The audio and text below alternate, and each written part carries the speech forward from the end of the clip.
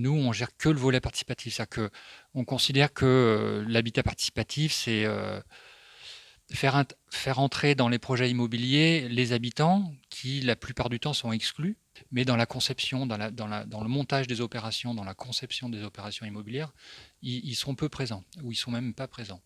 Bon, le fonctionnement, il est bien rodé. On sait construire de l'immobilier, produire de l'immobilier, concevoir, etc. À partir du moment où on fait rentrer des gens qui ne sont pas professionnels, donc les habitants ou les futurs habitants, ça vient complexifier un peu l'équation. Et donc, il faut adapter les méthodes, il faut adapter les façons de faire. On repose des éléments de cadre, puisque les éléments cadrant les projets vont évoluer.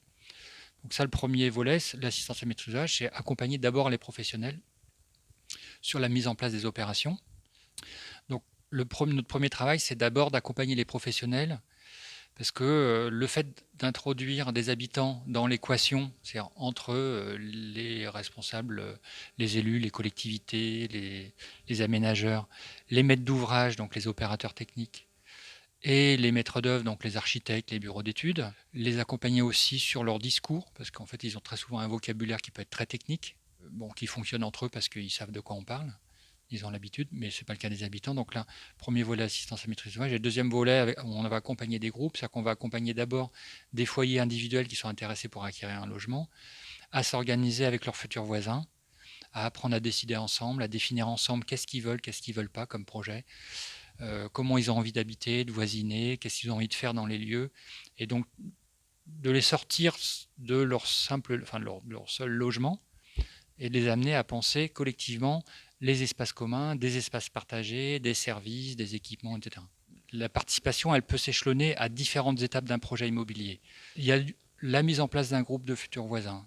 Il y a la programmation architecturale, c'est-à-dire de dire sur une parcelle, on peut faire ceci, on peut faire cela, combien on peut faire de logements, sous quelle forme, etc. Après, il y a une autre phase, un troisième temps de conception d'un projet architectural. Alors, la taille des bâtiments, la forme, le nombre de logements, les spécificités de chaque logement, les espaces communs, les espaces partagés. Est-ce qu'il y a une salle commune? Est-ce qu'il y a un atelier? Est-ce qu'il y a un studio? Est-ce qu'il y a une chambre commune? Comment on aménage les jardins, etc. Et puis après, on continue à accompagner le projet de collectif, c'est-à-dire que les futurs voisins, ils vont aménager dans un lieu, ils vont mettre en place une structure de copropriété, alors qui peut être sous différentes formes, coopérative, copro classique, etc. On va accompagner les voisins, enfin les futurs voisins, dans la définition des règles de partage.